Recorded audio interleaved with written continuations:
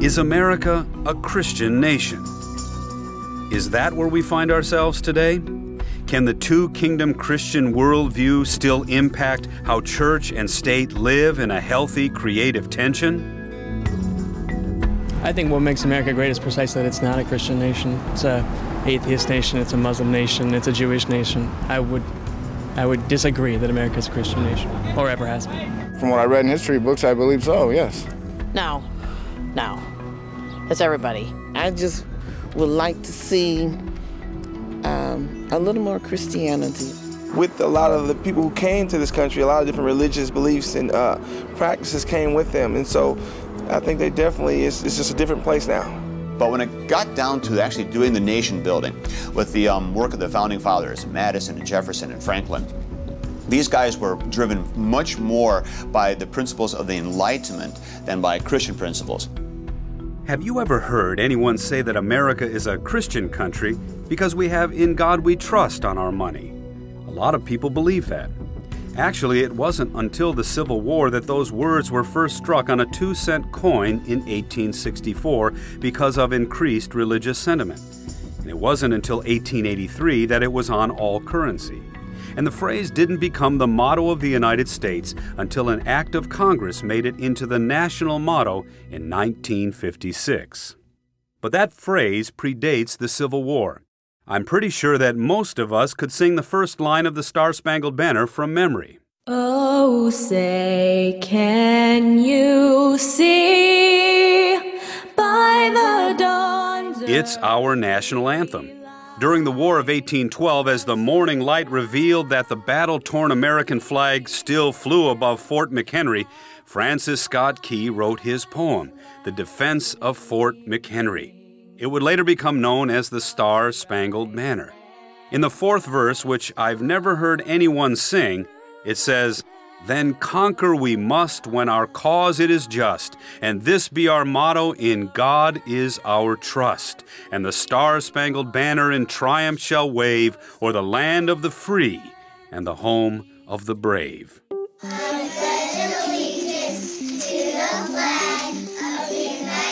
In the Pledge of Allegiance, the phrase "one nation under God" did not become a part of the pledge until 1954, after President Eisenhower heard a sermon by Reverend George Dougherty based on the Gettysburg Address titled "A New Birth of Freedom." The president was sitting in the pew that Abraham Lincoln used when he attended the New York Avenue Presbyterian Church in Washington, D.C. The pastor argued that the nation's might lay not in arms, but its spirit and higher purpose. He noted that the pledge's sentiments could be those of any nation, but there was something missing in the pledge, and that which was missing was the characteristic and definitive factor in the American way of life. He cited Lincoln's words, "under God," as defining words that set the United States apart from other nations. The next day, Congressman Charles Oakman, at the urging of Eisenhower, no doubt, introduced a bill in the House to include those words, and the new pledge was adopted on June 14, 1954. Today we celebrate that as Flag Day. Does that make America a Christian nation? Well, no. But as a limited federal government, that stands to reason. In fact, in 1797, there was a treaty called the Treaty of Tripoli. It was passed by a unanimous vote. In Article 11 of that treaty was this statement: "The government of the United States of America is not in any sense founded on the Christian religion." Now, the thing that gets confusing for many people, especially Christians today who want to make that argument that we are a Christian nation founded on Christian principles, is that there's a lot of overlap. Because the Enlightenment at the time of the Revolution and the founding of this country in the late 18th century, at that time, the Enlightenment was still compatible with a lot of Christian truth. There's a God, He holds us accountable, there is law, there is natural law. They agreed with all those things, and Christians agree with those things. So while we cannot say that America is a Christian nation, for even Christianity would not speak of any nation as heaven on earth in those terms, the Founding Fathers would have been very comfortable saying that this nation is a nation of Christian people from a Christian worldview, trying to create a free and just society as free, self-governing, mostly Christian citizens. The intersection of church and state has always been complicated.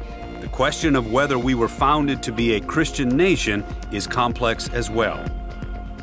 On the other hand, the church, people of faith, can and have contributed to the erosion of the relationship between church and state by not understanding the framework established by the Constitution, the responsibilities laid on them by the First Amendment.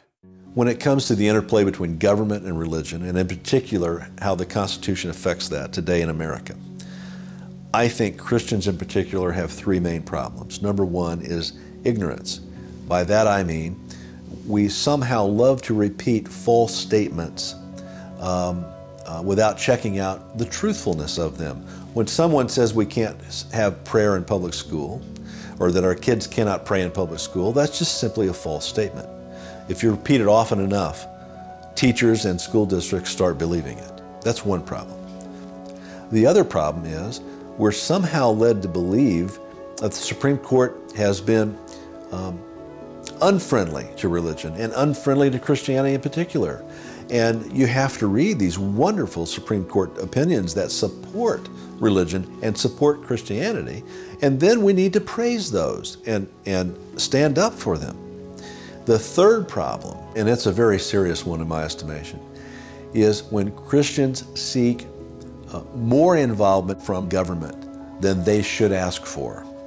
Government-sponsored prayers in school is okay if it's the kind of prayer you want, and therein lies the problem. But that's not to say that kids can't pray anytime they want to at school, over their meal, around the flagpole. They have every right to do that. It's called free speech. So part of the cultural problem I think we're having is that Christians have taken their faith inside the church walls, and it needs to come back onto the streets. Nothing prohibits us from expressing our faith in public. That includes government officials, and it certainly includes kids at school. If we're really concerned about the message of Christ, as opposed to the whether or not Christianity wins a lawsuit, we'll be erecting nativity scenes on our lawns all over the community.